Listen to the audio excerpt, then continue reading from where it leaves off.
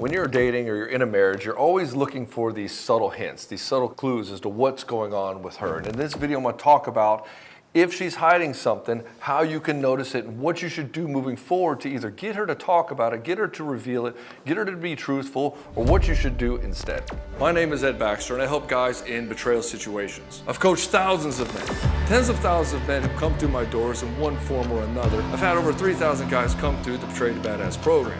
And that's what we do. We'll get you to that place where you make the right decision for you and your children. If you suspect something is amiss, I want to preface this by saying, you need to be with a woman who holds herself accountable and has empathy. Because if she doesn't and you're having to police her behavior, you're probably with the wrong person, and it's just an endless cycle of trying to police her behavior. Your job as a man is not to teach your woman how to be a good person. If you're having these constant conversations with her about like how she's treating people and why can't she look at things from somebody else's perspective, just realize you might be dealing with somebody who doesn't have a lot of empathy. And if she doesn't have a lot of empathy, there's not a lot you can do with this relationship. It's always going to be how she wants to do things. So here's some behavior to watch out for. Deflection and overreaction. If you find out that something is suspect, like say you got a dent in your bumper and you go and you ask your wife, hey, how did this get here? And she's like, I don't know what you're talking about. It was never like this, whatever. And you can see that she's getting, like she's just deflecting really quickly. She doesn't want to talk about it, or she just overreacts, like you always accuse me of everything, or I don't like the way you're talking to me. And usually that's always the first sign, because deflection in the regards of how you're presenting the case is like the number one tactic that women use. So if you go and you say, hey baby, what happened to the car here? She's like, I don't like the way you approach me. You're being a jerk. And so they attack your approach. They don't talk about the actual thing. And so if you find like it's deflection, which we're not going to talk about the thing, we're talking about something else, namely, is it something you did wrong instead, so that we're not talking about the original subject, or overreacting so that you're just like, okay, whoa, it's not that big a deal. Some overreaction can come in the form of crying. She just starts crying. So now she's the victim of the fact that she messed up your car. Oh, it's okay, baby. I know you feel bad about it. It's all right. And now you're playing to her victim game, and there's no accountability here. And so she'll come into this place of either guilting you, shaming you, playing the victim, or just being straight up aggressive with you. Just realize that these are all manipulation tactics. They're taking you into the emotional space instead of staying in the place of like, hey, how do we just solve this problem and take accountability? The next thing that she might be hiding something from you is sudden privacy. You know, in a marriage, there's no expectation of secrecy. Now, there's a difference between secrecy and privacy. Privacy is like, hey, I'm going to the bathroom. You don't need to be in here with me. This is private, right? Or, hey, I got something going on with my gut. I really rather not talk about it right now. But I'm not trying to be secret. I'm not trying to hide something from you. But secrecy is, I'm trying to hide something from you. And so anytime you or her is getting to this place of, I don't want to tell him because there might be a consequence, now we're going to the realm of secrecy. And then whenever we get secret about something, or she's holding something from you, withholding the truth, and withholding truth is a straight up fucking lie. Don't let anybody tell you different. And she'll think that, well, I didn't lie to him. I just didn't tell him the full truth. And whenever this happens, realize that you need to call that out as a lie. And so in this place of secrecy versus privacy, she'll start getting real secret about things. She'll start hiding her phone. She'll start tilting it away from you so you don't get to know. Or you'll ask her what she's up to, and she'll be very vague about it. And you'll be like, what is this? I know something's going on. And then what usually happens is when you go to dig into it, hey, why don't you tell me what you're up to? She's like, why are you being controlling? Why do you need to know everywhere I'm going? What's going on here? And then it becomes about you. Again, right? We're going to do the deflection game in order to keep you off of her back. And then you become the bad guy, and then she's the victim. I just can't have any freedom here. And then you're just so controlling and jealous and all this stuff. And you're like, no, you were gone for 3 hours, and you're back at 2 a.m. Like, where the fuck were you? Like, I put the kids to bed without you. You can't tell me that I'm controlling. You can't tell me that I'm, you know what I'm saying? It's like there's an expectation of openness here in the relationship. And whenever she violates this, then you have all the permission necessary to go after that. When it's a trusting relationship, you shouldn't have to hide shit from people. When you're hiding stuff, that's not privacy anymore. That's secrecy. And so there should be no secrecy in your relationship. The other one is she will overcompensate for whatever she did wrong, and you won't know why. And this can come out as like being really nice to you, giving you gifts or favors, stuff that's out of the ordinary. Now, she's naturally going to do this. Like there'll be times where she's more open, time where she's more like giving to you, and then other times when she's closed off. And that's just the nature of people. And women tend to do this a little bit more than men with the way the emotions are. And so this is outside the normal range of that. So you don't want to get so bent up and like trying to police the behavior and trying to find something that's wrong, and that can happen. A guy can get paranoid, start looking for things that are wrong, and look at every little nuance to her emotional state and say, okay, why are you being nice to me? And what's this gift for? And get suspicious of everything. We're looking at something outside the normal pattern of behavior, which is like a big gift or a big vacation, or now she's really sleeping with you a lot and you don't really understand why. And then when you go to talk to her, she just gives you vague answers like, well, you know, I just really like you and I just thought it'd be a good thing to do. If someone's really feeling it and you ask them, they'll gush and you'll be able to see the honest expression of it. But if they're vague in the response of it, you know that this is a deflection. So when you start calling it out, they're going to always deflect. And then if they can't deflect it properly, then they'll flip it around and they'll be the victim. I guess I just shouldn't do anything nice for you. Like, wait a minute. I'm trying to figure out what's going on here, and now you're making me out to be the bad guy. So watch out for that. So why would this happen? Like, why would she do this? Well, obviously, there's something that she's trying to keep secret from you. She doesn't want you to know. Either she's afraid of conflict, she's feeling guilty or shameful about something, she just doesn't want you to find out. Or maybe she's just testing your boundary. And it doesn't always have to be a bad thing, but generally speaking, you should not tolerate this kind of behavior in your relationship at all. You should have a zero tolerance for any kind of secrecy in your relationship. And you don't want to have to do this, and it's best to be with a woman you don't have to police. But with some women, and if you're already in a marriage, you're going to have to police this for a bit, and you're going to have to set the standard for what's allowed in your relationship. And you're like, well, Ed, how can I set the standard? Well, your willingness to walk away is your leverage point. You're like, well, you can't just threaten to leave all the time. Yeah, but the understanding that you will never fucking leave her lets her know that she has all the power. And so she can get away with anything. And this is what a codependent cycle is. It's like, I can do whatever I want because you want me to never leave you. And you're like, okay, I'll let you do whatever you want, just don't leave me. And guys don't realize that they've fallen into this. And that's the problem. It's like this unspoken rule that both of you are living by. And so you have to be able to look at yourself and say, well, if this behavior doesn't correct, am I willing to actually walk away? And if the answer is no, you're never going to have enough teeth to solve it. Not really. So in the game of testing boundaries, she might just say, well, I'm not doing it, just to see if you'll dig into her, just to see if you'll stand up for yourself, just to see if you'll say, hey, and set the standard.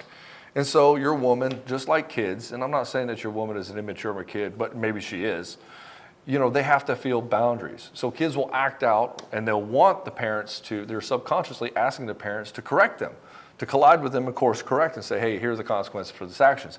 And then lo and behold, what happens whenever you discipline your child? They come back like 10 minutes later and they're loving on you and they're telling you you're the best parent ever.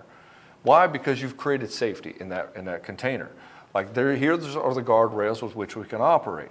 And when they can see that your expression of anger, they can see your expression of like assertiveness in a way that's not toxic and it's healthy and you can hold it. Now the kid can see that you have the range of your emotions and that you have control over them. And so your woman is a lot the same way. Like if she can see your anger but you're under control, if she can see your happiness but you're under control, if she can see your excitement but you're under control, you're not going to become unhinged, and she can see your emotional resiliency in real time. This is very attractive because it drives up the safety in a relationship, and it also demonstrates power, which is what makes her attracted, is your demonstration of power. You being able to do both of these at the same time is what can fix these things. And I can't tell you the number of relationships that have course corrected because a guy decided that he's not going to put up with some bullshit. Now you're going to hear a bunch of stuff out there like, well, what if she's narcissistic and stuff? If you're dealing with that, that's a different game, and we're not talking about that here. If you're dealing with like borderline or if you're talking about like cluster B personality disorders and stuff, that's a different conversation. That's a conversation of this shouldn't even be a relationship. But if we're talking about a normal relationship with two relatively normal people, and we've got some people going out of the guardrails, she's not being completely truthful about something, or she's afraid, or she's guilty, or ashamed of something, then you, being the man, you gotta course correct because you set the context and container for how the relationship should go forth. And if you don't do it, it's gonna fall apart and it's gonna be decided for you. So you find out this is going on, how do you handle it? One, be calm. I just stated that you have to have emotional resiliency. If you don't have emotional resiliency, you get all upset and stuff, then she can tell you, hey, I don't like the way you're coming at me. And if she's right at all, you're just going to completely kill your confidence to move forward. And so when she says, I don't like the way you're coming at me, and you're super calm, you're like, I'm not coming at you in a bad way at all. You're deflecting because you don't want to talk about what I just said. And now you can come in an assertive way with your own certainty. And so you want to be direct as well. Direct, but not accusatory.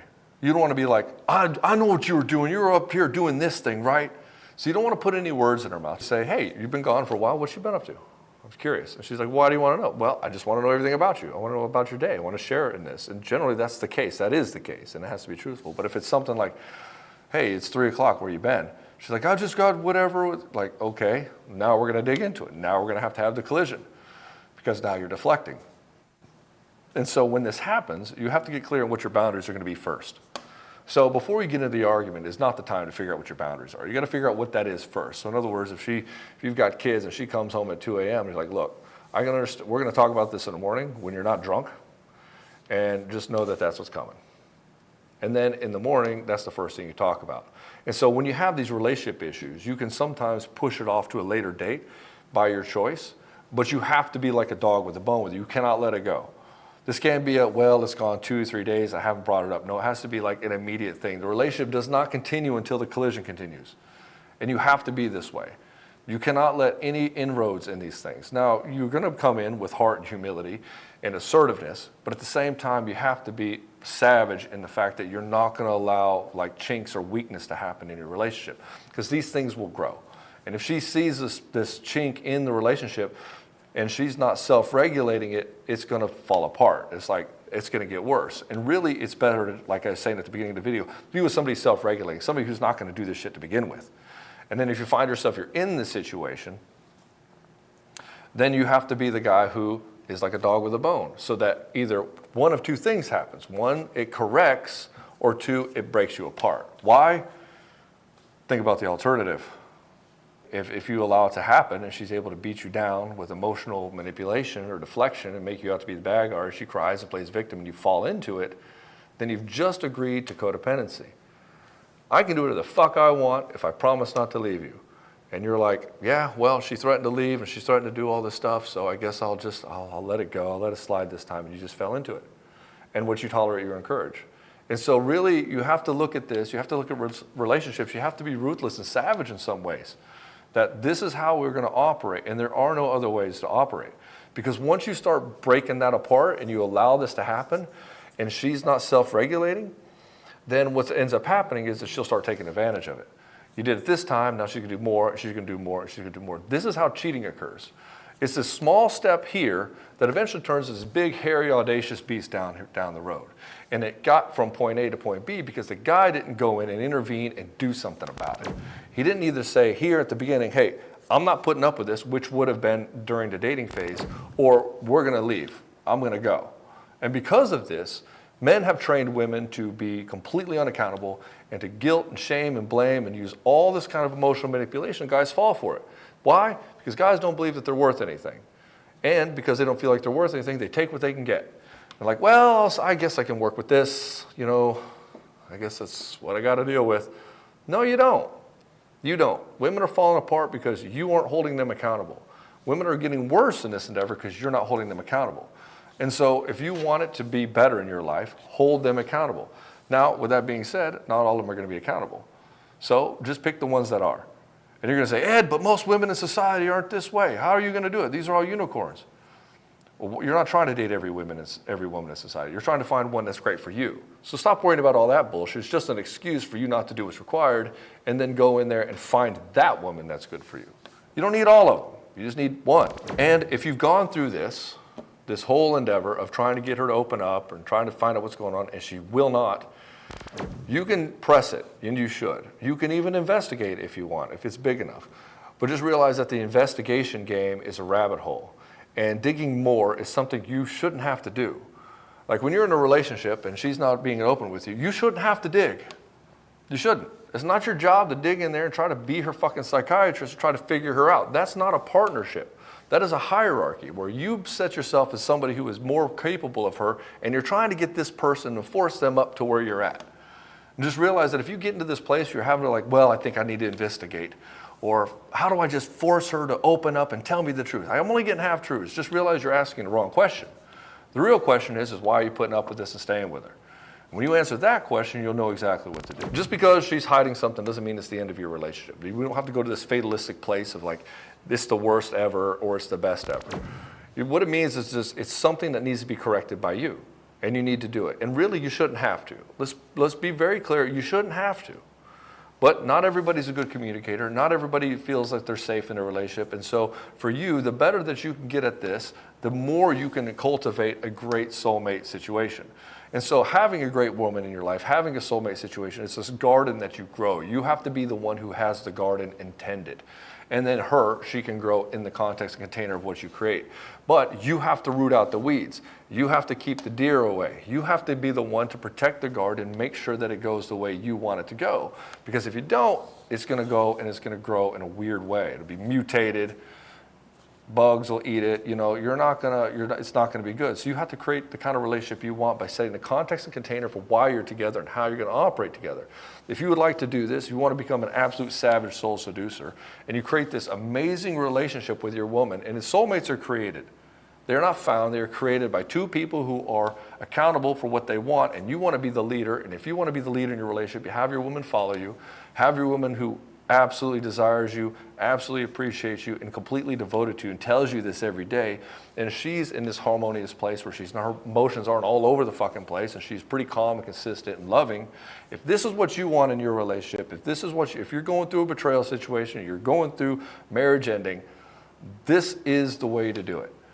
The Soul Seducer program, you'll find the link in the description below, is absolutely revolutionary. It is completely different than what you're going to find anywhere else, because we take one thing, one core tenet is be unapologetically yourself and hold people to account with heart and humility. And it works. It works really fucking well, and it goes really quick. And the cool thing is the process for reigniting your relationship and moving on from her and whatever in the betrayal space is happening, it's the same process, which is getting you to be the guy, and then her, if she's a good match for you, she will follow suit. If not, well, it doesn't matter, because you'll be on so much fire anyway, you won't even care. Anyways, brother, I love you. I'll see you in the next video, and hit like and subscribe if you want to see more.